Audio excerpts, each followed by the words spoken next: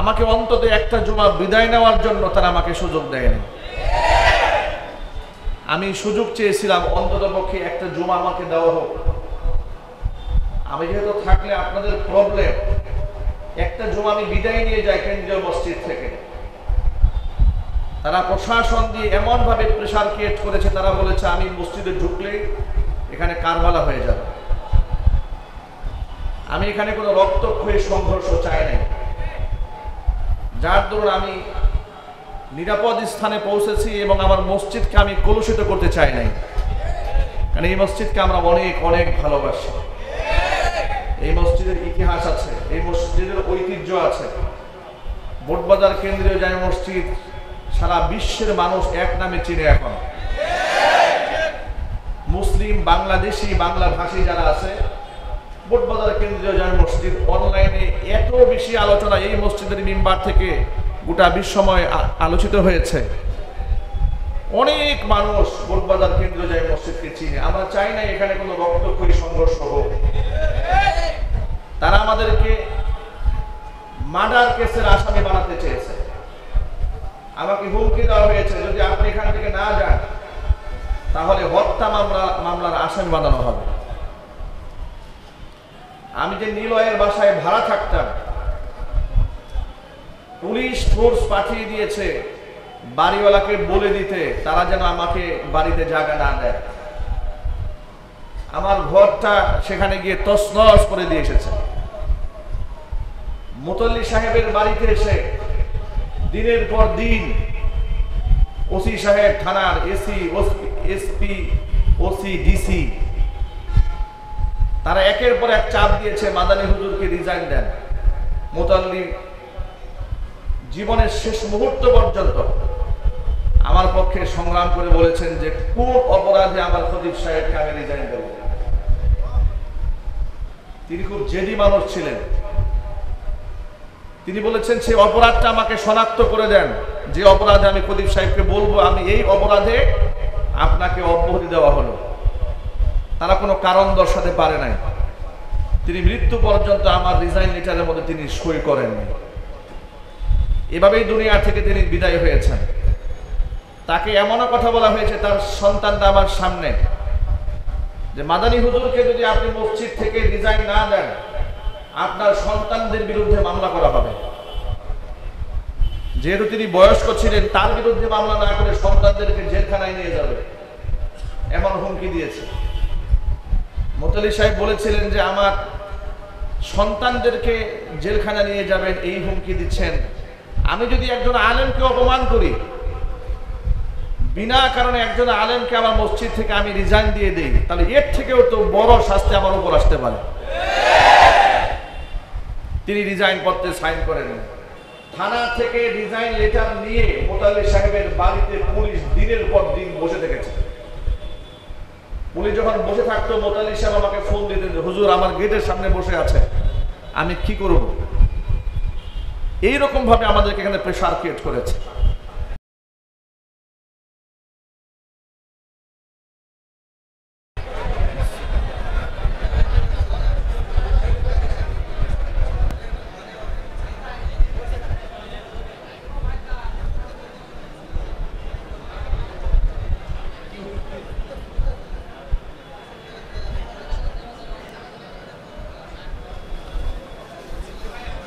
আসসালামু আলাইকুম ওয়া রাহমাতুল্লাহি ওয়া বারাকাতুহু।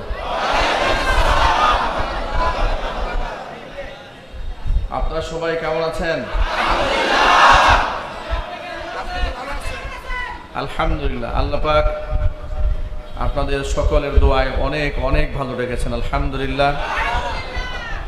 যতটুকু ভালো ছিলাম, আজকে আপনাদেরকে সামনাসামনি দেখতে পেয়ে আবার সেই পুরানো পরিবেশে ফিরে এসে ভালো লাগার অবস্থাটা আরো অনেক অনেক গুণ বৃদ্ধি পেয়েছে। আমি অনেক মিস করেছি আপনাদেরকে। আপনারা সুদীর্ঘ সময়ের আমার এখান থেকে সংগ্রাম, কালিমাতু হাক্কিন ইনদা সুলতানিন জাইদ, হাদিসের ভাষায় এটাকে আফদলুল জিহাদ বলা হয়েছে। যেহেতু আমাদের বাংলাদেশের প্রেক্ষাপটে অস্ত্র নিয়ে জিহাদ করা, কিতাল ফি সাবিলিল্লাহ, এর প্রেক্ষাপট তৈরি হয়নি। এই জন্য অস্ত্রের মাধ্যমে জিহাদ করতে না পারলেও নবী করিম সাল্লাল্লাহু আলাইহি সাল্লামের ভাষায় কালিমাতু হাক্কিন ইনদা সুলতানিন জাহির, জালেম শাসকের সামনে হক কথা উচ্চারণ করা হচ্ছে শ্রেষ্ঠতম জিহাদ। যে জিহাদে আপনাদেরকে সাথে নিয়ে আমরা অবতীর্ণ হয়েছিলাম এবং সুদীর্ঘ পথ আমাদেরকে এখান থেকে পাড়ি দিতে হয়েছে। জেল জরিমানা, হুমকি ধামকি, ষড়যন্ত্র, দেশ থেকে তাড়িয়ে দেওয়া, এলাকা থেকে বিতাড়িত করা, এখনো কোনো হুমকি নাই যা আমাদেরকে দেওয়া হয় না। যত প্রকার মানসিক কষ্ট দেওয়া দরকার, চাপ দেওয়া দরকার, সব তারা দিয়েছে। ওয়াতিলকাল আইয়ামু নুদাবিলুহা বাইনান নাস, আল্লাহ পাক বলেন এই দিন হচ্ছে পরিবর্তনশীল, যা মানুষের জন্য আমি পরিবর্তন করে দিই। দিন সবসময় একরকম থাকে না, দিন পরিবর্তন হয়, চেঞ্জ হয়। তারা আমাদেরকে হত্যা মামলার আসামি করতে চেয়েছিল। আপনারা শুনে অবাক হবেন, আপনাদেরকে এই কথাগুলো আমি বলার মতো সুযোগ আমাদেরকে দেওয়া হয় না। আমি এত বছর এখানে জুমার খুতবা দিলাম, আপনারা বলেন আমাদের অপরাধটা কি ছিল? আপনারাই বলেন, আমরা কি আল্লাহর ঘরের এই মসজিদের আমানত কি আমরা নষ্ট করেছিলাম? আমরা কোনো রাষ্ট্রদ্রোহিতা করেছিলাম?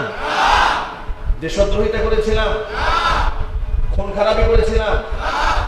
মানুষ মারামারি করেছিলাম? কিংবা প্রতিষ্ঠানের কোনো ক্ষয়ক্ষতি করেছিলাম? আমাদেরকে তারা সহ্য করতে পারত না, কোনোভাবেই সহ্য করতে পারত না। আমি তৎকালীন যুগের পুলিশ কমিশনার সাহেবের সাথে সাক্ষাৎ করেছিলাম।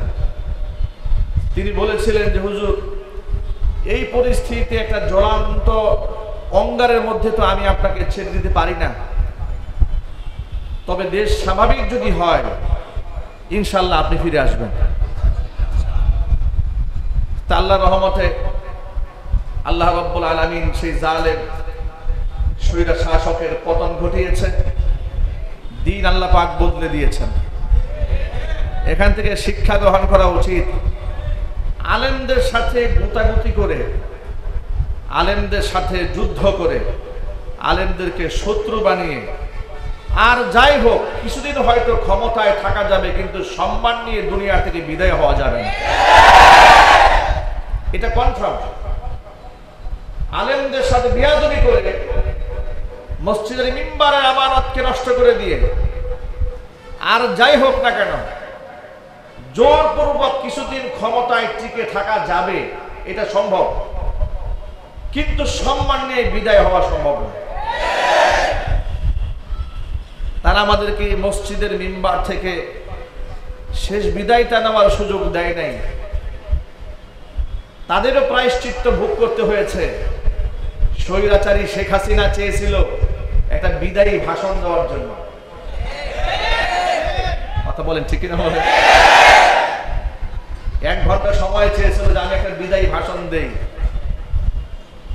সেনাবাহিনী বলেছে আপনার হাতে সময় আছে মাত্র আধা ঘন্টা, এর মধ্যে যদি আপনি এলাকা না ছাড়েন আপনার অস্তিত্ব কোথায় যাবে আমি কিন্তু বলতে পারবো না। উনি বিদায় ভাষণ দেবে দূরের কথা, শুনতে পেলাম দুপুরের খাবার খাওয়ারও টাইম পাই না। বিদায় ছাড়া চোরের মতো দেশ থেকে পালিয়ে যেতে বাধ্য হয়েছে। কারণ তারা এই দেশের অসংখ্য আলেমদেরকে মিথ্যা মামলায় জেল খাটিয়েছে, অসংখ্য আলেমদেরকে তারা ফাঁসির আসামি বানিয়েছে, অসংখ্য খতিব সাহেবদেরকে মসজিদ থেকে বিনা নোটিশে তাড়িয়ে দিয়েছে, অসংখ্য আলেম ওলামাদেরকে বছরের পর বছর কারারুদ্ধ রেখেছে। মুফতি জসিমউদ্দিন রহমানী হাফিজাহুল্লাহ আমার উস্তাদ, 11 বছর বিনা অপরাধে তাকে কারারুদ্ধ রেখেছে। জুনায়েদ বাবুনগরী রহমাতুল্লাহি আলাইহির মতো একটা রত্ন, বিরাট টুকরা মুরব্বী আলেম, বয়স্ক আলেম, হুইল চেয়ার ছাড়া চলতে পারেন না, এমন ব্যক্তিকে রিমান্ডে নিয়ে উল্টা করে ঝুলিয়ে পায়ের মধ্যে রড দিয়ে পিটিয়েছে।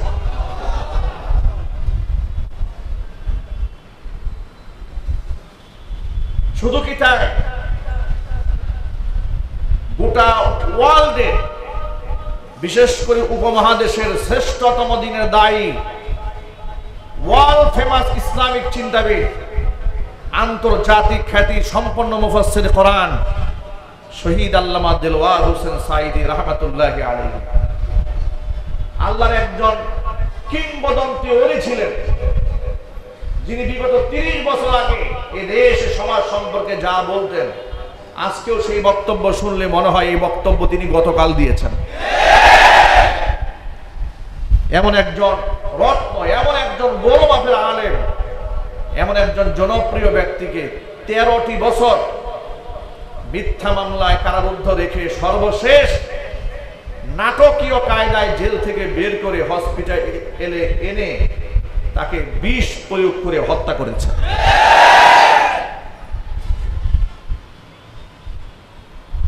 বছর খানেক আগে শহীদ আল্লামা দেলওয়ার হোসেন সাঈদী রাহমাতুল্লাহি আলাইহিকে যখন বিষ প্রয়োগে হত্যা করা হলো, তখন আমি ফেসবুকে স্ট্যাটাসে লিখেছিলাম যে স্বৈরাচারীর পতন অত্যাসন্ন, খুব অনতিবিলম্বে এই জালেমের পতন ঘটবে।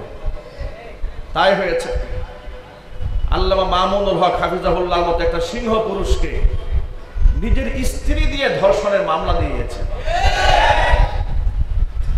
এখনো কোনো ফাহেসা বক্তব্য নাই যে আলেম সম্পর্কে না দিয়েছে। আমার মতো আদনা মানুষের ব্যাপারে ফেসবুকে নানান ধরনের বাজে বাজে কথা লিখেছে, যাতে করে মানুষ আমাদেরকে ঘৃণা করে।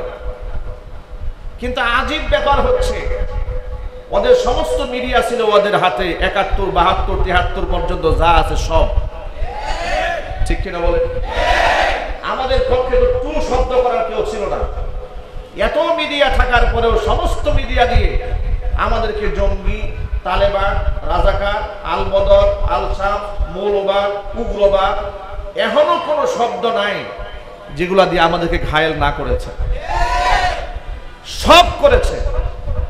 কিন্তু এদেশের মুসলমানেরা, এদেশের মানুষ তাদের সমস্ত প্রচারণাকে থুতু করে নিক্ষেপ করেছে। ওরা আলেমদেরকে ছোট করতে পারে নাই। আলেমদেরকে যখন জেলখানায় উঠানো হয়, বিগত জীবনে হয়েছে, এই দৃশ্য দেখে লোকদের চোখ থেকে পানি ঝরেছে। সাধারণ মানুষ কেঁদেছে আলেমদের জন্য, একটু হাত স্পর্শ করে দোয়া নেওয়ার চেষ্টা করেছে। আর আলেমদেরকে যারা অপমান করে বর্তমান জেলে গিয়েছে কিংবা আদালতে যাদের উঠানো হচ্ছে, পাবলিক এদেরকে চুম্বন করে না, সুযোগ পেলে লাথি মারা জন্য বলতে হবে।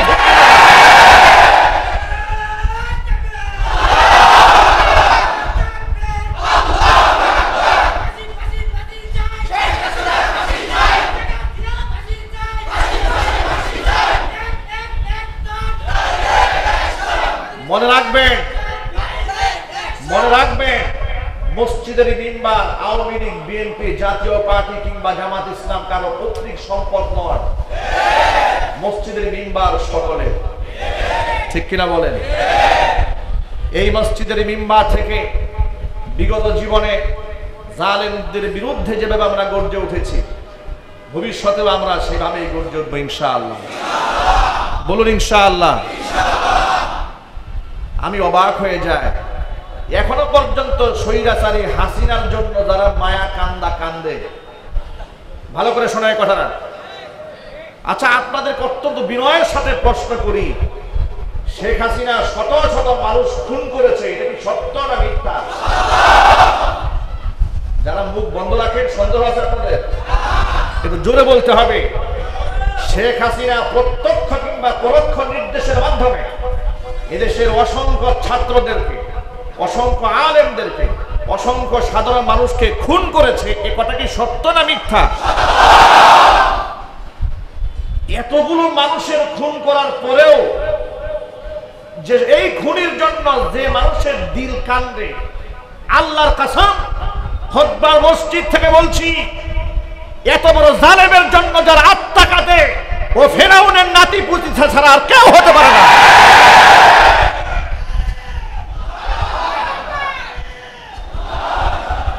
সুতরাং আমাদের কথা পরিষ্কার, রাজনৈতিক কোনো বিরোধ কারো সাথে আমাদের নাই, কিন্তু জালেমদের সাথে কোনো আপোষ নাই। কেউ আমাদের মামু খালু হয় না, কিন্তু আল্লাহর কোরআনের বিরুদ্ধে যে যাবে, যদি মামু খালু হয়, পায়ে পিষ্ট করতে, দলিত করতে 1 সেকেন্ড সময় নেব না।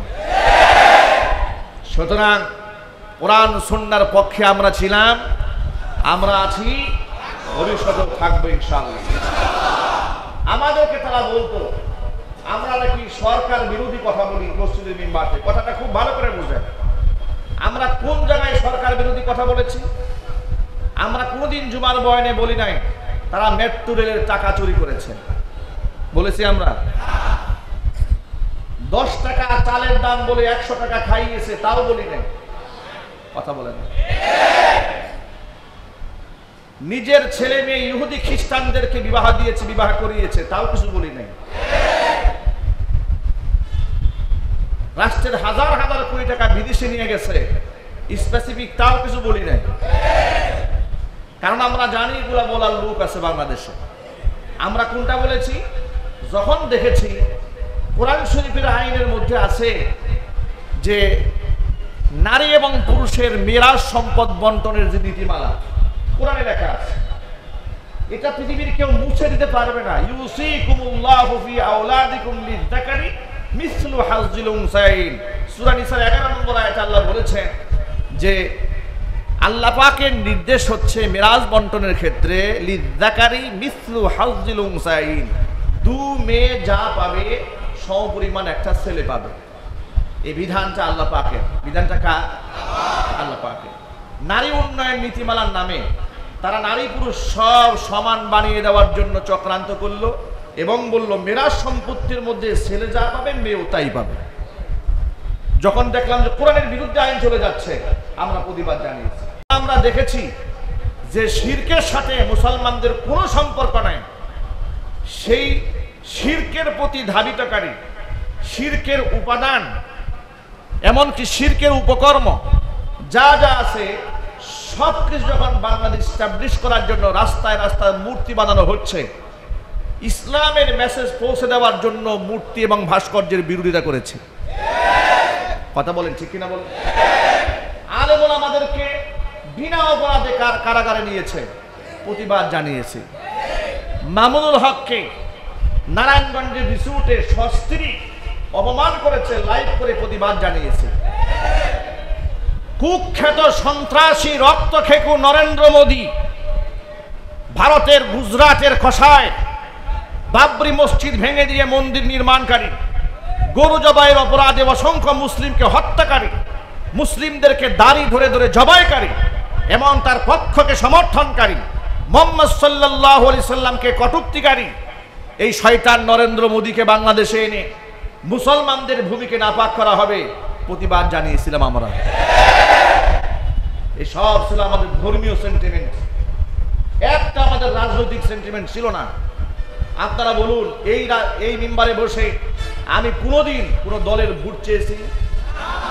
যদি বলতে হবে, আওয়ামী লীগের ভোট, বিএনপির ভোট, জামাতের ভোট, পৃথিবীর কোন দলের ভোট চেয়েছি? চাই নাই। যা বলেছি কোরআন থেকে বলেছি। কিন্তু স্বৈরাচারের গায়ে সব তীরের মতো বিদ্ধ হয়েছে, তার কারণ হচ্ছে অনু ইসলামিক এহেন কোনো কর্মকাণ্ড নাই যে শয়তান করে না। বিশ্ববিদ্যালয়ের মধ্যে বুরকা নিয়ে ষড়যন্ত্র করেছে, চট্টগ্রামে, কুমিল্লাতে নার্সিং হোমের মেয়েরা হিজাব পরতে পারবে না, হিজাব কেটে দিয়েছে, প্রতিবাদ জানিয়েছে। ঢাকা বিশ্ববিদ্যালয়ের মেয়েরা বুরকা পরে ইউনিভার্সিটিতে যাচ্ছে, সহ্য হয় নাই। কি বলেছে শিক্ষক? বলেছে বুরকা পরে যদি কোনো মেয়ে বিশ্ববিদ্যালয়ে আসে, তার বিশ্ববিদ্যালয়ে লেখাপড়া না করে তার ঘরে থাকা উচিত। আমরা তার কঠিন প্রতিবাদ জানিয়েছি, কারণ বুরকার নির্দেশ কোনো হুজুরে দেয়নি, কোনো আলেম দেয়নি। বুরকা পরার হুকুম কে দিয়েছে? সবাই জুড়ে বলুন। বোরকা পরার হুকুম আল্লাহ পাক দিয়েছেন। প্রতিবাদ জানিয়েছি যে শিক্ষক তার ছাত্রীকে বোরকা পরিহিত অবস্থায় দেখতে পছন্দ করে না, মুখ খোলা অবস্থায় তার রূপ যৌবন ভোগ করার লালসা যেন অন্তরের মধ্যে পয়দা হয়েছে, আল্লাহর কসম করে বলছি সে শিক্ষক হওয়ার উপযুক্ত নয়, সে বেশ্যালয়ের দারোয়ান হওয়ার উপযুক্ত। প্রতিবাদ জানিয়েছি। এই সব বক্তব্যগুলো প্রতিবাদ জানাবার পরে তারা বললো আমরা রাষ্ট্রবিরোধী কথা বলি। এরপরে 2021 সালে মাদক নিয়ন্ত্রণ আইন বাস্তবায়ন হলো। সেখানে কি করা হলো, 21 বছর বয়সে যদি এদেশে আইন আছে, কোনো একটা ছেলে কিংবা মেয়ে বয়স যদি 21 হয়, সে যদি মদ খাওয়ার লাইসেন্স চায় তাহলে সরকার তাকে মদ খাওয়ার লাইসেন্স দিতে পারবে। আর কোনো এলাকায় যদি 100 লাইসেন্সধারী মদখোর থাকে, তিনি যদি একটা টিন সার্টিফিকেট চান, একটা ট্রেড লাইসেন্স চান যে আমি এলাকায় বুটবাজার এলাকায় মদের দোকান দেব, তাহলে তাকে সেই লাইসেন্স পর্যন্ত দেওয়া যাবে। এই হচ্ছে তাহাজ্জুদ গুজারি, তাহাজ্জুতি রাষ্ট্র পরিচালকের ইসলামের মোহাব্বতের করুণ দশা। মদের লাইসেন্স দিয়ে দিয়েছে, প্রতিবাদ জানিয়েছি। আলেম ওলামাদেরকে জেলখানা নিয়েছে, প্রতিবাদ জানিয়েছি। কোরআনের পর্দার বিরুদ্ধে কথা বলেছে, প্রতিবাদ জানিয়েছি। রাস্তায় রাস্তায় মূর্তি ভাস্কর্য বানিয়েছে, প্রতিবাদ জানিয়েছি। যেদিন ভাস্কর্যের বিরুদ্ধে বক্তব্য করলাম সেদিন এখানেই বসা ছিল আওয়ামী লীগের বড় বড় নেতাকর্মী। জুমার বয়ান শেষ হওয়ার পরে থানায় গিয়ে অভিযোগ করলো মাদানী হুজুর তো বঙ্গবন্ধুর সেই বিরুদ্ধে কথা বলছে। কি মোহাব্বত বঙ্গবন্ধু, এত মোহাব্বত, তার মাথার উপর যখন পেশাব পড়েছে মোহাব্বত কোথায় ছিল তোমাদের? জাতির কাছে জবাব দিতে হবে, তোমরা প্রতারক, মিথ্যাবাদী, ধোঁকাবাজ, কথা বলতে হবে, ঠিক কিনা?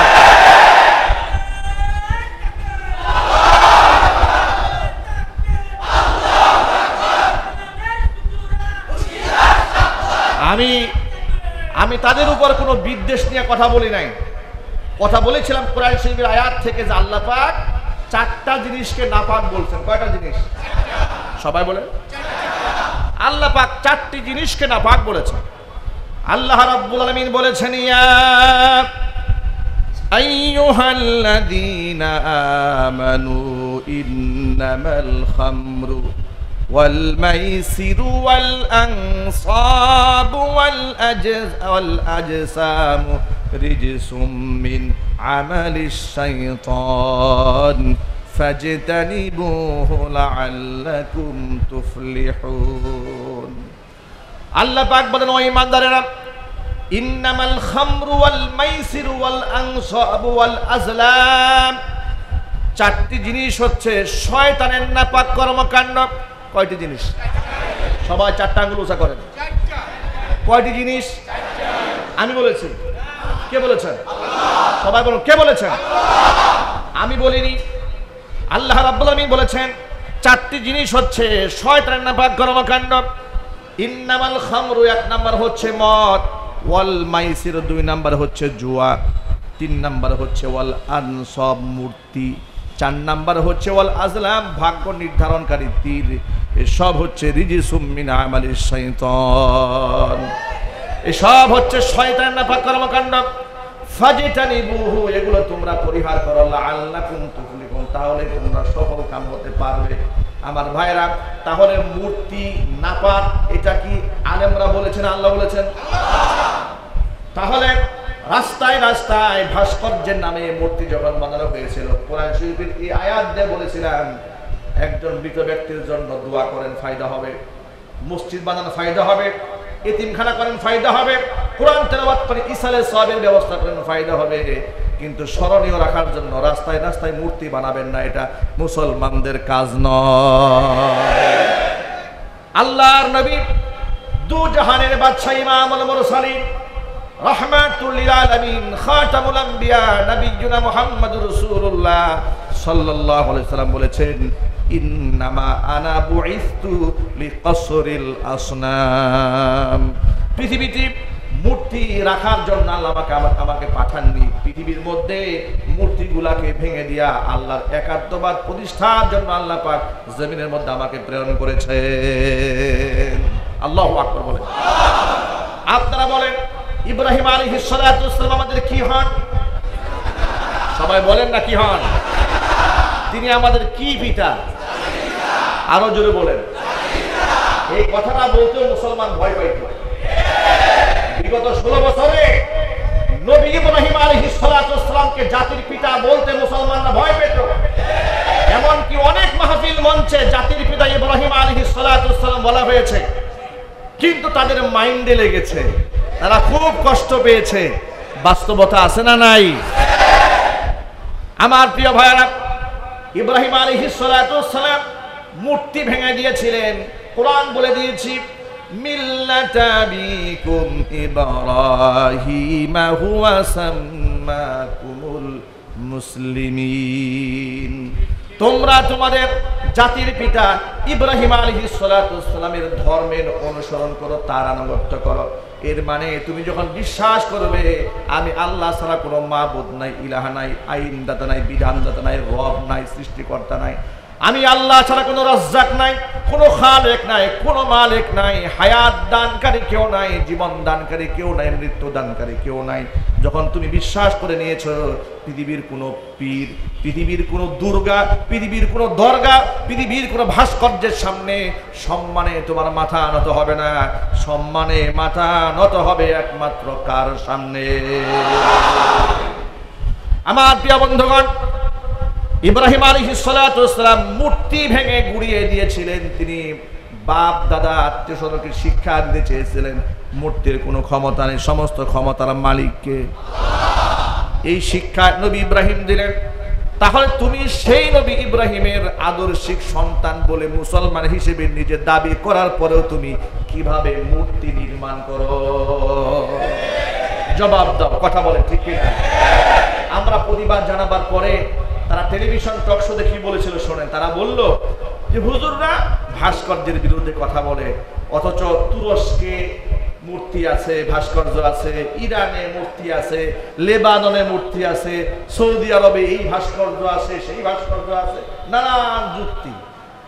আমার প্রিয় ভাইরা, মনে রাখবেন, Saudi, Kuwait, Iran, Iraq, Lebanon, পৃথিবীর কোনো মুসলিম দেশ আমাদের জন্য মডেল নয়। আমাদের জন্য মডেল হচ্ছে কোরআন এবং সুন্নাহ। কথা বলেন ঠিক কিনা?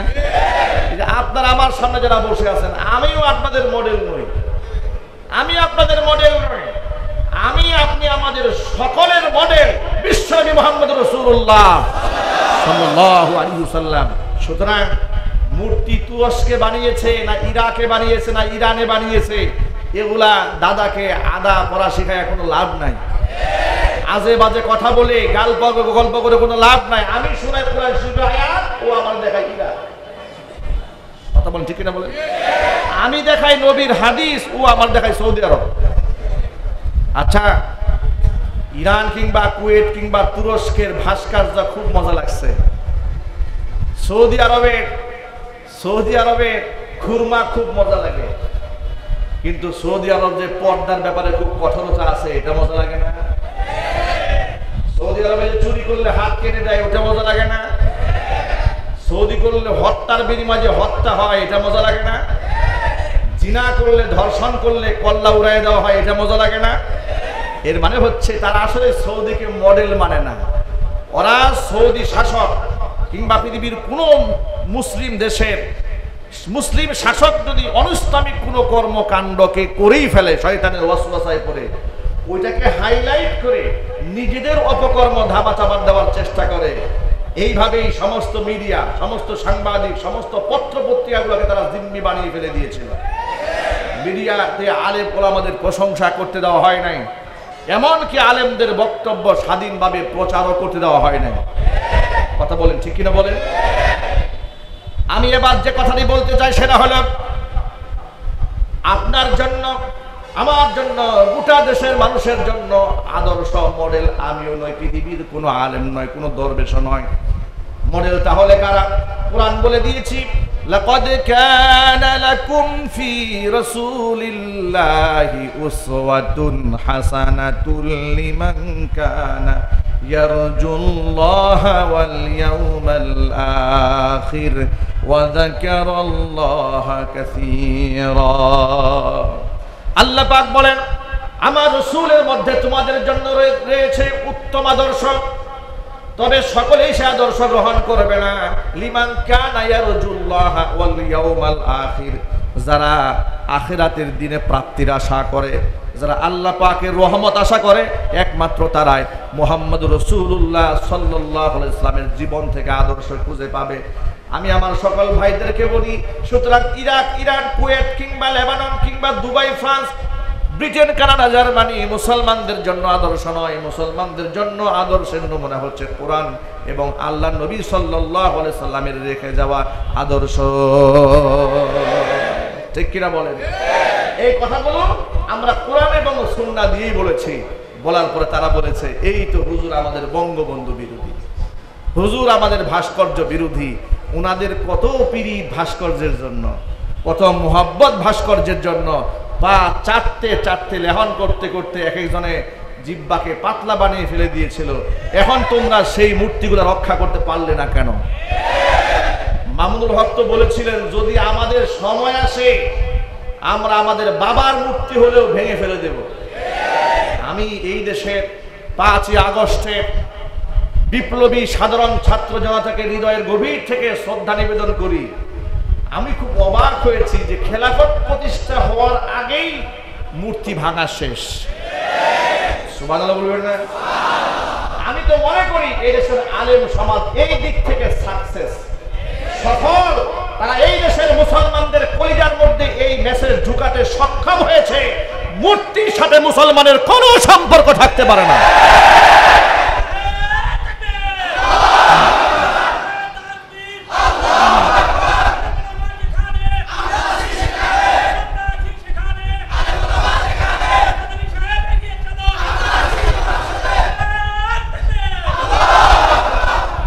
এই দেশের আলেম ওলামারা সাধারণ মানুষের অন্তরে এই মেসেজ ঢুকাতে সক্ষম হয়েছিলেন, মূর্তির সাথে মুসলমানদের কোনো সম্পর্ক নাই।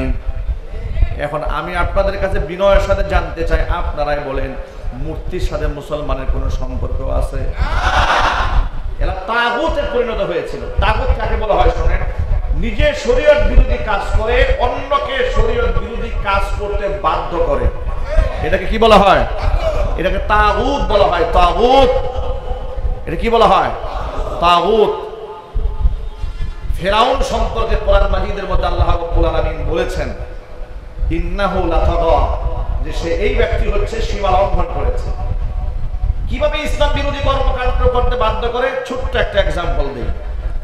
বাংলাদেশের সমস্ত স্কুল, কলেজ, বিশ্ববিদ্যালয় থেকে শুরু করে আলিয়া মাদ্রাসা পর্যন্ত প্রত্যেক অফিসে, সরকারি অফিসে মাথার উপরে ছবি টাঙায় রাখা বাধ্যতামূলক করা হয়েছে।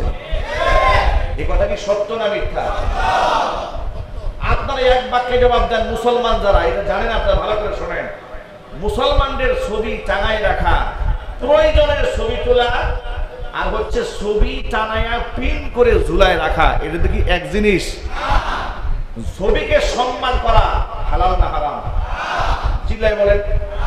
প্রথমত বিনা কারণে ছবি তোলা হারাম, দ্বিতীয়ত ছবি ঝুলানো হারাম, তৃতীয়ত ছবিকে সম্মান করা হারাম, আর 4 নম্বর হচ্ছে এটাকে আবার বাধ্য করা, এটা হচ্ছে 5ম নম্বর হারাম।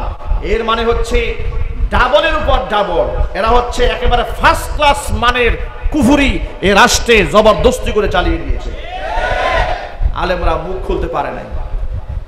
জন্ম দিবস, মৃত্যু দিবস, শোক দিবসের নামে কি নাটকটা করেছে মাসের শুরু থেকে শেষ পর্যন্ত, যেখানে কোরআন বলে দিয়েছে আপনার যদি বাবাও মরে, আপনার যদি ছেলেও মরে, আপনার যদি ভাইও মরে, আপনি শোক পালন করবেন 40 দিন সর্বোচ্চ। আপনার স্ত্রী, আপনি স্বামী মারা গেছেন, সর্বোচ্চ 4 মাস পর্যন্ত সে শোক পালন করবে। এরপরে শোকের পালন করার কোনো সিস্টেম ইসলামে নাই, আর এরা শোকের মাস বানায় রাখছে। কথা বলে না কেন? শোকের মাস। কি শোক তাদের! মেট্রো রেলের জন্য কান্দে, ভণ্ডামি তো সীমা থাকা দরকার। মেট্রো রেলের জন্য কান্দে, চোখের পানি মুছে, কিন্তু শত শত মায়ের মুখ খালি হয়েছে, একটু কান্না আসে নাই।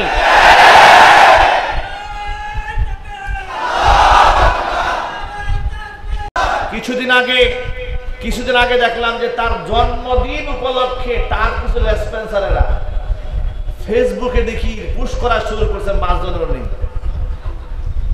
আমি তোমাদেরকে বার্তা দেই, যারা জন্মদিবস পালন করো ভালো করে শুনে রেখো, তোমাদের প্রতি আমাদের রাগ গুসা নাই, কিন্তু কথা বোঝার চেষ্টা করো, তোমরা শিশু, তোমরা বাচ্চা, তোমরা হাসিনারে চিনো নাই, তোমরা শেখ হাসিনাকে চিনো নাই বিদায় এখনো পর্যন্ত তার জন্য শুভেচ্ছা জ্ঞাপন করো। তোমরা শিশু বাচ্চা, দুধের বাচ্চা। এই শেখ হাসিনা হচ্ছে সেই শেখ হাসিনা পিতৃ পরিচয়ের, পিতৃর হত্যার প্রতিশোধ গ্রহণ করার জন্য সে এমন পাগল হয়েছিল, বাবাকে হত্যা করেছে, এমন ব্যক্তিকে নিজের পা দিয়া চাপ দিয়ে ধরে নিজ হাতে জবাই করে খুন করেছে। এমন নৃশংসভাবে মানুষ হত্যা করতে পারে, সে মানুষ হতে পারে? আয়না ঘর আবিষ্কার করেছে। আপনি চিন্তা করতে পারেন, ইলিয়াস আলী সেই সিলেটের তার স্ত্রীর সাথে মোয়ানাকা করে হাসেন, নিজেও কান্দে, অথচ এই ইলিয়াস আলীকে হাসিনার ওয়ার্ডারে খুন করা হয়েছে। নাটক এবং সিনেমা অভিনয়েতে তো সীমা থাকা উচিত। আমি তো মনে করি গোটা দুনিয়ার মধ্যে সিনেমার সবচেয়ে বড় অভিনেত্রী হিসেবে অস্কারের সবচেয়ে বড় পুরস্কার হাসিনার পাওয়া উচিত। নিজ হাতে মানুষ খুন করে আবার তার পরিবারের সাথে কুশলাদি কেমনে বিনিময় করে। আর এমন ব্যক্তির জন্য তুমি শুভেচ্ছা জ্ঞাপন করো। তুমি শুভেচ্ছা এই ব্যক্তির জ্ঞাপন যদি তুমি করো, তাহলে তুমি প্রকারান্তরে মেনেই নিয়েছো হাসিনা যত খুন করেছে তুমি তা সমর্থন করেছো। তুমি খুনির সমর্থক। কথা বলতে হবে মুসলমান, ঠিক কিনা? আমি কোনাবাড়ি কলেজ ময়দানে আমি আমার বয়ানের মধ্যে বলেছি, শেখ হাসিনা এবং তার লেসপন্সারেরা এই বাংলাদেশে ক্ষমতায় টিকে থাকার জন্য যে পরিমাণ পাপ করেছে, অন্যায় করেছে, তার যদি সঠিক বিচার পৃথিবীর সমস্ত বিচারকরা মিলেও করে, আর ন্যায্য বিচারও যদি করে, আর ন্যায্য বিচারের সবচাইতে কঠিন বিচার মানুষের কাছে মৃত্যুদণ্ড। কিন্তু আমি বলি, আমার কথা শোনেন, সবচেয়ে কঠিন সিদ্ধান্ত মৃত্যুদণ্ড হাসিনার জন্য যদি 1012 হয়, হাসিনা যে পাপ করেছে তার প্রায়শ্চিত্ত হবে না। কারণ একজন মানুষকে খুন করলে একটা ফাঁসি হয়, যে লোকে 1000 মানুষ খুন করেছে, মানুষকে আয়না ঘরে রেখে মানুষকে কঙ্কাল বানিয়ে ছেড়ে দিয়েছে, মানুষ বুক থেকে ঝাঁঝরা করে দিয়েছে, জীবন্ত মানুষের উপরে মানুষকে হত্যা করে তার উপর লাশের উপর মিছিল করেছে, এত বড় অন্যায় যে করেছে, পৃথিবীর কোনো শাস্তি দিয়ে তার প্রায়শ্চিত্ত দেওয়া যাবে না, তার একমাত্র শাস্তি জাহান্নাম। সুতরাং ওই অভিশপ্ত মহিলা এই দেশ থেকে পালিয়েছে, তার লেসপন্সারদেরকে বলবো, এই অভিশপ্ত নারীর নাম এই মুখে তোমরা আনবে না। তার বিচার এই বাংলার মাটিতে হবে ইনশাআল্লাহ। ওরা বলেছে যে চট করে চলে আসবে, আমরা বলি আসেন, আসেন। 18 কোটি মানুষ আপনাকে চট করে মাথায় তুলে নিয়ে ফট করে জাহান্নামে ছেড়ে দিয়ে প্রস্তুত হয়ে আছে।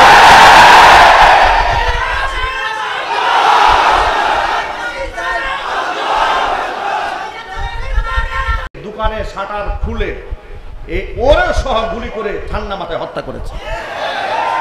এরা মানুষটা জানোয়ার, এরা মানুষটা জানোয়ার। এদের বিচার হওয়া দরকার নাই? কথা বলে বিচার দরকার নাই? এদের বিচার হওয়ার আগ পর্যন্ত ভালো করে শোনেন, শেখ হাসিনা থেকে শুরু করে টপ টু বটম প্রত্যেকটা খুনির বিচার হওয়ার আগ পর্যন্ত বাংলার মাটিতে এদেরকে রাজনৈতিক পরিচয়ে পরিচিত হতে দেওয়া হবে না। আপনারা ঐক্যবদ্ধভাবে প্রস্তুত আছেন? আমি দুহাত দেখতে চাই।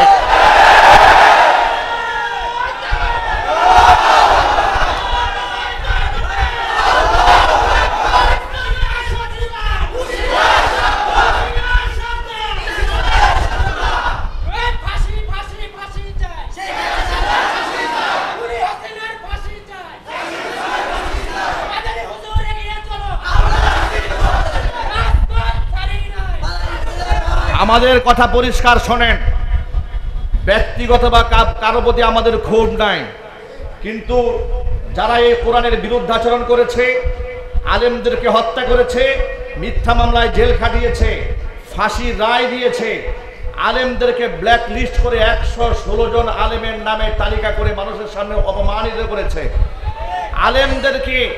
আলেমদের হাতে ছোট্ট রফিকুল ইসলাম মাদানির মতো ছোট্ট একজন মানুষকে সহ্য করতে পারে নাই, রিমান্ডে নিয়ে জামা কাপড় খুলে হাতের মধ্যে সিগারেট ধরাইয়া প্যান্ট শার্ট পরাইয়া ছবি তুলে মানুষের সামনে তাকে অপমানিত করার চেষ্টা করেছে। এগুলো আমরা ভুলে যাই না, এগুলো আমরা ভুলে যাই না। তোমাদের চেহারা দেখলে ওই নির্যাতনের কথা আমাদের মনে পড়ে। 2018 সালে আমার মতো নগণ্য মানুষকে তোমরা মাহফিল থেকে ধরে নিয়ে গেলা, বিস্ফোরক আইনে মামলা দিলা, আর মামলার মধ্যে লিখে দিল কোন গোপন বৈঠক থেকে আমাকে ধরে নিয়ে গিয়ে আমার পকেটের মধ্যে 16টা তোমরা ককটেল পেয়েছো। এই নাটক তোমরা আমার সাথেও করেছিলে, কথা বলেন না ভাই, ঠিক কিনা বলেন? এই নাটক ওরা আমাদের সাথে করে নাই, আর যদি বলতে করে নাই, এগুলার বিচার হওয়া দরকার নাই। কেন আমি বুটবাজার কেন্দ্রীয় মসজিদ থেকে আমাকে 4টা বছর দূরে রাখা হয়েছে? কেন আমি এখানে নামাজ পড়াতে পারি নাই? কোন অপরাধে, কোন নরাধম, কোন পাপিষ্ঠ, কোন ফাসেক, কোন ফুজ্জারের ষড়যন্ত্রে, কোন মুনাফেকের ষড়যন্ত্রে আমাকে মসজিদে মিম্বার থাকতে হয়েছে? ওই মুনাফেকদের অবশ্যই নেওয়ার আওতায় আনতে হবে।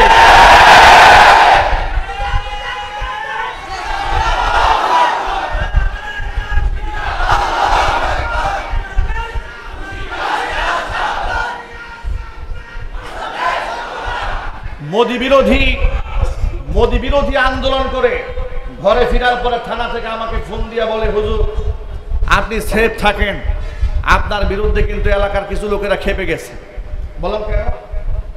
আমি তো মোদির প্রতি ক্ষিপ্ততা দেখিয়েছি, কারণ সে বাবরি মসজিদ ভেঙে মন্দির বানিয়েছে, ঠিক কিনা বলেন? মুসলমানদেরকে হত্যা করেছে।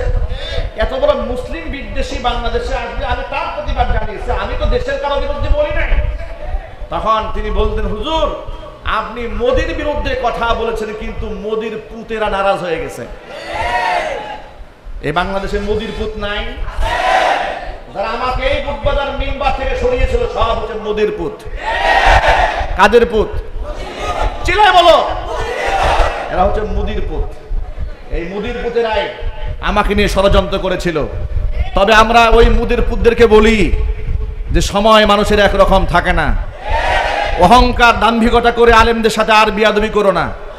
বর্তমান যারা ক্ষমতা আছে, ভবিষ্যতে যারা ক্ষমতা আসবে, তাদের প্রতি আমাদের বার্তা হচ্ছে আলেমদের সাথে গুটাগুটি না করে, আলেমদের সাথে সমন্বয় করে ধর্ম উপদেষ্টা যেমন আলেম বানিয়েছ, কওমি মাদ্রাসার লক্ষ লক্ষ আলেমদেরকে তোমরাই তো বলেছো তোমরা সেখানে মাস্টার্সের মূল্যায়ন করেছো, তাহলে প্রাইমারি লেভেল থেকে শুরু করে ইউনিভার্সিটি লেভেল পর্যন্ত এই সার্টিফিকেটের আন্ডারে একজন কওমি যোগ্য কোরআন সুন্নাহর বিশুদ্ধ তিলাওয়াতকারী ব্যক্তিদেরকে সরকারি সমস্ত শিক্ষক, শিক্ষার্থী, এমনকি বড় বড় সংস্থার মধ্যে সরকারিভাবে ঢুকিয়ে দিতে হবে। প্রাইমারি স্কুলে যে ধর্ম পড়ায় সে নিজেই ধর্ম জানে না। আমি মিথ্যা কথা বলছি? আমার কথা বিশ্বাস না হলে আপনি আমার চ্যালেঞ্জে আসেন। প্রাইমারি স্কুলে যে ধর্মীয় সাবজেক্ট নাই ও ধর্ম জানে না। ওরে একটু কালিমা পড়তে বলে, ও 14 জায়গায় ভুল করে। ঠিক কিনা বলেন? 12 বছর আমার ছেলেমেয়েরা ইউনিভার্সিটিতে পড়ে সূরা ফাতিহা বিশুদ্ধ জানে না, সালাম দিতে জানে না। এর চেয়ে বড় দুঃখ আর কি হতে পারে? সুতরাং আমরা চাই রাষ্ট্রের সমস্ত কারিকুলাম এখন থেকে আলেম ওলামাদের সাথে পরামর্শের ভিত্তিতে হতে হবে। কিছুদিন আগে শিক্ষা কারিকুলাম চেঞ্জ করার জন্য কমিটি গঠন করা হয়েছিল। সেই কমিটির মধ্যে উল্লেখযোগ্য 2 জন শাহবাগী নাস্তিক ঢুকে গিয়েছিল। বাংলাদেশের আলেম ওলামারা বীর জনতা রাজপথে মিছিল করেছে, সংগ্রাম করেছে, প্রতিবাদের মুখে তাদেরকে প্রত্যাহার করা হয়েছে। আমাদের শেষ বার্তা, শুধু প্রত্যাহার করলে হবে না, দায়িত্বে যারা আছেন ভালো করে শোনেন। হাসিনা অনিসলামিক শিক্ষা ব্যবস্থা তৈরি করে ইসলাম বিদায়ের পায়তারা করেছিল, জুতা পিটা খেয়ে বিদায় হয়েছে। এদেশের 90 থেকে 95% বর্তমান এই দেশের মুসলমানদের হৃদয়ের আবদার হচ্ছে এই রাষ্ট্র, এই দেশ চলবে আলেম ওলামার পরামর্শের ভিত্তিতে। আপনারা কি এতে প্রস্তুত? মানে কোরআন এবং সুন্নাহ ভিত্তিক রাষ্ট্র পরিচালিত হোক, এটা আপনারা চান? ছোট্ট একটা দাওয়াত দিয়ে দেই, আগামীতে কারা ক্ষমতা আসবে, নির্বাচনে কারা আসবে সেটা আমি জানি না, তবে আমি মুসলমান হিসেবে, একজন আলেম হিসেবে আপনাদের দাওয়াত থাকলো, আপনারা অবশ্যই আল্লাহর কোরআন যে মানে, আল্লাহর কোরআন যে চায়, যে ব্যক্তি নামাজ পড়ে, রোজা রাখে, হজ করে, যাকাত দেয়, রাষ্ট্রে ইসলাম চায়, এমন একজন ব্যক্তিকেই নির্বাচন করবেন।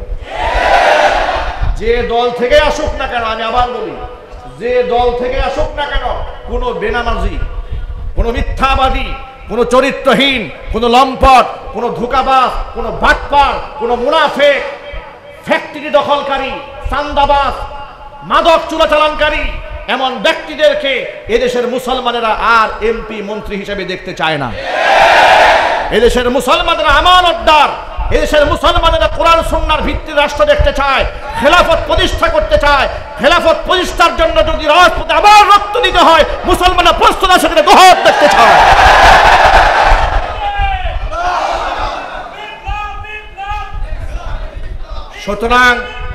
সুতরাং প্রিয় ভাইদেরকে বলছি, আপনারা সকলেই ঐক্যবদ্ধ থাকুন ইনশাআল্লাহ। বাংলাদেশে ওদের সমস্ত মিডিয়া ছিল ওদের হাতে, কিন্তু আমাদের কাছে শুধু ছিল মসজিদের মিম্বার।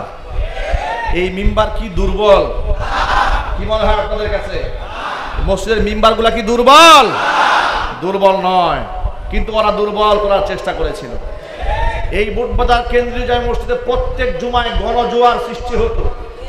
এই গণজোয়ার ঠেকাবার জন্য ওরা চেষ্টা করেছিল, ঠিক কিনা বলেন? ওদের সেই ষড়যন্ত্র আল্লাহ ব্যর্থ করে দিয়েছেন, আমরা করি নাই।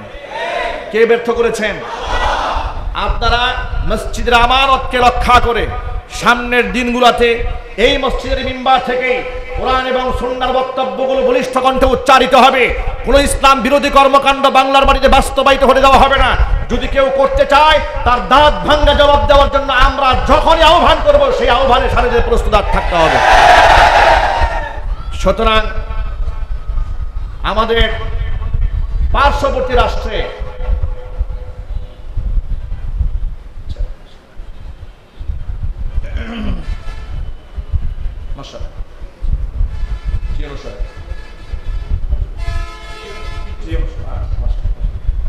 আলহামদুলিল্লাহ হাজী মহর খান ওয়াকফ এস্টেট কেন্দ্রীয় জামে মসজিদ, এই মসজিদের মোতাওয়াল্লি হাজী গিয়াসউদ্দিন খানের ইন্তেকালের পরে, আল্লাহর এই বান্দা দুনিয়া থেকে চলে যাওয়ার পরে,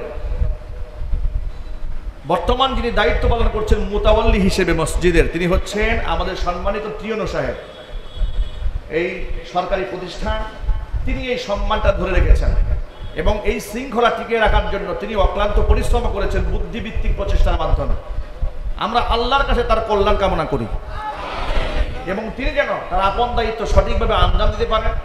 এই মসজিদের উন্নয়ন কল্পে তার সার্বিক ভূমিকা থাকবে, যেহেতু তিনি এখন মোতাওয়াল্লি মানে সকলের গার্জিয়ান, তিনি গার্জিয়ান সুলভভাবে এই মসজিদের দায়িত্ব পালন করবেন বলে আমরা তার কাছে আশাবাদ ব্যক্ত করি এবং তার জন্য আল্লাহর কাছে আমরা দোয়া করি। তিনি আলহামদুলিল্লাহ আজকে আমাদের মসজিদে মেহমান হয়ে এসেছেন। আল্লাহ রাব্বুল আলামিন দুনিয়া এবং আখিরাতে তাকে সম্মানিত করুন। আল্লাহ পাক যাকে আল্লাহর ঘরের মোতাওয়াল্লি বানিয়েছেন, পদমর্যাদার দিক থেকে আল্লাহ পাক যেন তাকে কোরআনের নূরে নূরান্বিত হওয়ার তৌফিক দান করেন। সকলে জুড়ে বলুন আমিন। প্রিয় ভাইরা, আমাদের পার্শ্ববর্তী দেশ ভারতে প্রতিনিয়ত সেখানে ধর্মীয় উস্কানি দেওয়া হয়, ঠিক কিনা বলেন? সংখ্যালঘুরা সেখানে নির্যাতিত হয়। সেখানে সংখ্যালঘু মুসলিমরা কি পরিমাণ কষ্টে দিনাতিপাত করে।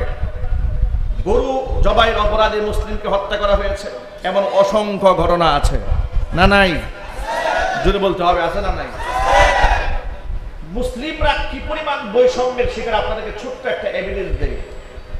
এই বাংলাদেশে অমুসলিম সম্প্রদায়ের সংখ্যা হচ্ছে মাত্র 7%। কয় পার্সেন্ট? মাত্র 7% সংখ্যায় তারা। প্রশাসনের চাকরির সুবিধা গ্রহণ করেছে তারা 25%। কত পার্সেন্ট? 25% সংখ্যালঘুদেরকে বাংলাদেশে দিয়ে দিয়েছে তৎকালীন যুগের স্বৈরাচারী, যাতে করে হিন্দুদের কলিজা ঠান্ডা করে মুসলিম জবাই করে হিন্দুদের অনুগ্রহ নিয়ে কিয়ামত পর্যন্ত ক্ষমতায় থাকা যায়। কিন্তু স্বাদ পূরণ হয় নাই, কথা বলতে হবে, ঠিক কিনা? পক্ষান্তরে আমাদের পার্শ্ববর্তী দেশ ভারত, মুসলিমদের সংখ্যা যেখানে 25% মুসলিম জনসংখ্যায়, সেখানে -1% প্রশাসনে মুসলিমরা চাকরি পাবে। এর মানে মুসলিমরা প্রশাসনে অ্যাপ্লাই করার কোনো সুযোগ নাই। চিন্তা করেন, জাতি ধর্ম বৈষম্য কারা সৃষ্টি করে? আর এরা আমাদেরকে, ওদের নাতিপুতিদেরকে টেলিভিশনে বসিয়ে আমাদেরকে বৈষম্যের সবক শেখায়। আমাদেরকে ওরা ধর্ম বর্ণ নির্বিশেষে এক হয়ে থাকার সবক শোনায় ওদের নাতিপুতিরা, যারা প্রতিনিয়ত মুসলমানদেরকে নির্যাতন করে, কষ্ট দেয়, বৈষম্যের শিকার করে রাখে। কথা বলতে হবে, ঠিক কিনা? নূপুর শর্মা আল্লাহ নবী সাল্লাল্লাহু আলাইহি ওয়াসাল্লামের সাথে বিয়াদবি করেছিল। গোটা ওয়ার্ল্ডের মুসলিম, বিশ্ব মুসলিম ফুঁসে উঠেছিল। মাত্র গত সপ্তাহে আপনারা দেখেছেন, সেখানকার এক ভারতের ধর্মগুরু রামগিরি মহারাজ একটা ধর্মগুরু হয়ে মুহাম্মদ সাল্লাল্লাহু আলাইহি সাল্লাম সম্পর্কে যে শব্দ উচ্চারণ করেছে মুখে, এটা আমি এই পবিত্র আল্লাহর ঘরে মুখ থেকে উচ্চারণ করাও আমার জন্য সম্ভব নয়। আমাদের নবী সম্পর্কে এত বাজে কথা সে বলেছে। আমার বুঝে আসে না, একজন অশিক্ষিত মূর্খ মানুষ যদি এই মন্তব্য করতো মনে আঘাত লাগতো। একটা ধর্মগুরু, তার তো মোটামুটি লেখাপড়া করা থাকে, ঠিক কিনা বলে? সে শিক্ষিত মানুষ। একটা ধর্মগুরু কি করে মুহাম্মদ সাল্লাল্লাহু আলাইহি ওয়াসাল্লাম সম্পর্কে বাজে মন্তব্য করেছে? এমনকি বিজেপির জনৈক সাংসদ আবার সেটাকে সমর্থন করে একের পর এক ফেসবুকে পোস্ট করেছে। আমি আপনাদেরকে বলি, আপনারা বলেন তো, আজ পর্যন্ত আমাদের বাংলাদেশের কোন আলেম হিন্দু সম্প্রদায়ের বিরুদ্ধে উস্কানিমূলক কোনো কথা বলেছে? এই যে আমি যে বক্তব্য দিচ্ছি, আমার জানে আমার বামে অসংখ্য মিডিয়া আমার বক্তব্য রেকর্ড করেছে। বিগত 16 বছরে আমি যত কথা মানুষের সামনে বলেছি, তার অধিকাংশ কথা রেকর্ড আছে। আমার একটা বক্তব্যে দেখান আমি যেখানে উস্কানি দিয়েছি যে আপনি হিন্দুদের মন্দিরে গিয়ে আঘাত হানেন, কিংবা ওদের ধর্মগুরু ব্যাপারে কোনো নাপাক কথাবার্তা বলেছি, আপনারা আমাদের সামনে পেশ করুন। দেখাতে পারবে না ইনশাআল্লাহ। শুধু আমি নই, বাংলাদেশের দায়িত্বশীল কোনো আলেমের মুখে এগুলো পাবেন না। তার কারণ কোরআন তাদেরকে শিখিয়েছে। কি শিখিয়েছে শোনেন, কোরআন মাজিদ আল্লাহ রাব্বুল আমিন বলে দিয়েছেন, ওয়ালা তাসুব্বুল্লাযীনা ইয়াদউনা মিন দুনিল্লাহি ফায়াসুব্বুল্লাহা আদওয়াম বিগাইরি ইলমিন। আমি আল্লাহকে বাদ দিয়ে তারা যেই সমস্ত দেবদেবীর পূজা অর্চনা করে, ওই সমস্ত দেবদেবীদেরকে তোমরা গালমন্দ করো না, তাহলে তারা হিংসা বশবর্তী হয়ে অজ্ঞতাসারে তোমার আল্লাহকেই তারা গালি দিয়ে বসবে। কত পরধর্ম সহিষ্ণু ধর্ম ইসলাম সুন্দর করে শিখিয়ে দিয়েছে, অমুসলিমদের দেবদেবীর সমালোচনা করা যাবে না। এই জন্য পৃথিবীর কোনো দায়িত্বশীল মুসলমান এই কাজটা করে না। জোরে কোন সুবহানাল্লাহ। আর সেই জায়গায় রামগিরি মহারাজ একটা ধর্মগুরু হয়ে মুহাম্মদ সাল্লাল্লাহু আলাইহি সাল্লাম সম্পর্কে এত বাজে কথা বলেছেন, সেই নবীর ব্যাপারে, যেই নবীর চরিত্রের ব্যাপারে স্বয়ং আল্লাহ কোরআনে কসম করে বলেছেন, ওয়া ইন্নাকা লাআলা খুলুকিন আযীম। ও নবীজি, ছোটখাটো চরিত্রের অধিকারী আপনি নন, আপনি মহান চরিত্রের উপর প্রতিষ্ঠিত আছেন। জোরে কোন সুবহানাল্লাহ। মাইকেল এইচ হার্ট একজন বড় দার্শনিক বিজ্ঞানী, তিনি একটা বই লিখেছিলেন দ্য 100। ওই বইয়ের ভিতরে গোটা পৃথিবীর 100 মহামনীষীদের জীবনী লিখেছিলেন। তিনি ছিলেন খ্রিস্টান ধর্মাবলম্বী। খ্রিস্টান ধর্মাবলম্বী হবার পরেও তিনি গোটা পৃথিবীর মহামনীষী 100 বাছাই করার মধ্যে সবার আগে তিনি মুহাম্মদ সাল্লাল্লাহু আলাইহি ওয়াসাল্লামের নাম লিখে দিয়েছেন। তার কাছে প্রশ্ন করা হলো, আপনি একজন খ্রিস্টান, আপনার নবী ঈসা আলাইহিস সালামের নাম দিয়েছেন 6 নম্বরে, মুহাম্মদ সাল্লাল্লাহু আলাইহি ওয়াসাল্লাম নাম দিলেন 1 নম্বরে, তার কারণটা বলেন। তিনি বললেন, শোনো, আমি খ্রিস্টান ধর্মাবলম্বী হলেও ইনসাফ ছাড়া কথা বলতে পারি না। আমি যদি বিশ্বনবী মুহাম্মদ সাল্লাল্লাহু আলাইহি ওয়াসাল্লামকে পরে নাম দিতাম আর আমার নবীর নামটা আগে দিতাম, সারা পৃথিবীর ইতিহাসের ছাত্ররা আমাকে একটা আন্তর্জাতিক মিথ্যাবাদী বলে গালি দিত। আমি আল্লাহর নবীর জীবনী পড়ে এই সিদ্ধান্তে উপনীত হয়েছি, আসমানের নিচে জমিনের উপরে তার চাইতে বড় মনীষী আর কেউ জন্মগ্রহণ করে নাই। আল্লাহু আকবার বলেন, আল্লাহু আকবার বলেন। আমার নবীজি অমুসলিমদের ব্যাপারে কি বলেছেন শোনেন, নবীজি বলেছেন, মান কাতালা মুআহাদান লাম ইয়ারিহ রাইহাতাল জান্নাতি ইয়াওমাল কিয়ামা। মুসলিমদের দেশে বসবাসকারী কোন অমুসলিম কেউ যদি অন্যায়ভাবে কোনো মুসলমান হত্যা করে, ওই মুসলমান কিয়ামতের দিন জান্নাতে যাবে দূরের কথা, জান্নাতের খুশবু পর্যন্ত নাকের মধ্যে পাবে না। ওয়া ইন্না রিহাহা, অথচ জান্নাতের সুঘ্রাণ লাতুজাদু মিন মাসিরাতি 40 আমা, 40 বছরের দূরত্ব থেকে পাওয়া যায়। এমন কঠিন কথা আল্লাহ নবী বলেছেন, কোন মুসলমান যদি অমুসলিমকে হত্যা করে তাহলে অমুসলিমদের পক্ষে নবীজির কথা আছে না নাই? আরো জোরে বলেন। কোরআন বলে দিয়েছে, লা ইকরাহা ফিদ্দিন, তোমার ধর্ম জোর করে ভিন্ন ধর্মাবলম্বীর উপরে চাপাই দিতে পারবে না। এত সুন্দর সুন্দর কথা কোরআনে আছে, এত সুন্দর সুন্দর কথা হাদিসে আছে, আর সেই নবীজির ব্যাপারে এমন বাজে কথা, নাউজুবিল্লাহি মিন যালিক, তারা কেমনে উচ্চারণ করলো? আমাদের বক্তব্য বড় পরিষ্কার, আল্লাহ নবী সাল্লাল্লাহু আলাইহি সাল্লামকে যারা গালমন্দ করবে, মান সাব্বা নাবিয়ান ফাকতুলুহু, একটা আল্লাহ নবীকে গালমন্দ যে করবে তার তওবার সুযোগ দেওয়া হবে না, তার একমাত্র শাস্তি হচ্ছে মৃত্যুদণ্ড। এই দাবির সাথে কি আপনারা একমত আছেন? যদি বলেন একমত আছেন। শোনেন, বৈষম্য বিরোধী ছাত্র আন্দোলনে রাষ্ট্র স্বাধীন হওয়ার পরে বাংলাদেশের বিচ্ছিন্ন দুই একটা জায়গায় মন্দিরে হামলা হয়েছে। এটা প্রশাসন তদন্ত করে ভালো করে বলতে পারবে কারা হামলা করেছিল। নাটকীয় এই ঘটনাকে কেন্দ্র করে ভারতের নরেন্দ্র মোদী বাংলাদেশের প্রধান উপদেষ্টা ডক্টর মোহাম্মদ ইউনূস সাহেবকে ফোন করে বলেছিলেন এই দেশের সংখ্যালঘুদের নিরাপত্তা জোরদার করার জন্য। আমরা বলি, এই দেশের সংখ্যালঘুদেরকে নিয়ে নরেন্দ্র মোদী আপনাকে টেনশন করতে হবে না, বরং বাংলাদেশে অমুসলিম হিন্দুরা মুসলমানদের কাছে ঠিক সেভাবে নিরাপদ থাকে, ডিমের মধ্যে কুসুম যেমন নিরাপদ থাকে। আপনি আপনার দেশ নিয়ে ভাবেন, আপনার দেশ নিয়ে চিন্তা করেন। প্রধান উপদেষ্টাকে বলবো, তিনি যেন আপনাকে মোটামুটি ফোন দিয়ে একটা অভিযোগ দায়ের করেছিলেন যে আপনি যেন এই দেশের সংখ্যালঘুদের নিরাপত্তা দেন। মাননীয় প্রধান উপদেষ্টা ডক্টর মোহাম্মদ ইউনূস সাহেবকে বলছি, এদেশের মুসলমানদের বিরাট আশা প্রত্যাশা আপনার উপরে আছে। এদেশের মাজলুম জনগোষ্ঠীর বিরাট প্রত্যাশার জায়গায় আপনি বসেছেন।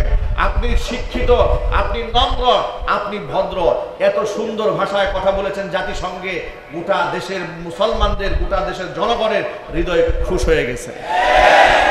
আপনি ইসরায়েলের বিরুদ্ধে ফিলিস্তিনের পক্ষে যে কথা বলেছেন, আমাদের কলিজা ঠান্ডা হয়ে গেছে। ফিলিস্তিনের মাজলুম জনগোষ্ঠীর পক্ষে এত সুন্দর কথা এর আগে কেউ বলে নাই যেটা ডক্টর মোহাম্মদ ইউনূস সাহেব বলেছেন। সুতরাং আপনি মাজলুমদের পক্ষে কথা বলতে জানেন। ভারতেও আমার মুসলিম ভাইরা মাজলুম, ভারতের নরেন্দ্র মোদী যদি আপনাকে ফোন দিতে পারে সংখ্যালঘুর নিরাপত্তা কল্পে, আপনিও তাকে ফোন দিয়ে বলতে পারেন মুহাম্মদ সাল্লাল্লাহু আলাইহি সাল্লামকে নিয়ে কটূক্তিকারী সেই মন্ত্রীকে মন্ত্রী পরিষদ থেকে লাথি মারে তাড়াতে হবে, সাংসদের দায়িত্ব থেকে অব্যাহতি দিতে হবে, রামগিরি মহারাজকে ফাঁসির কাষ্ঠে ঝুলিয়ে হত্যা করতে হবে।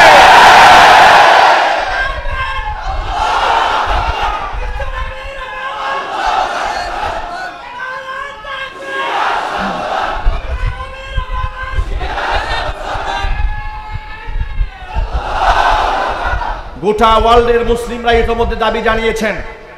আমাদের দাবিও আমরা এখনো পর্যন্ত শেষ করি নাই, তার কারণ যতদিন পর্যন্ত এর সুরাহা না হবে মুসলমানদের কলিজার ঘা শুকাবে না। আল্লাহর নবীর অপমান এদেশের মুসলমানরা, গোটা পৃথিবীর মুসলমান সহ্য করবে না। বিচার হতে হবে। বিচার হওয়ার আগ পর্যন্ত মাস টু দিল্লি যেমন সেই দেশের মুসলমানেরা করেছে, আমরা মাস টু ভারত দিকে করতে বাধ্য হব যদি এই সমস্ত সন্ত্রাসী গুন্ডাদের বিচার না করা হয়। যেটা বলতে হবে ঠিক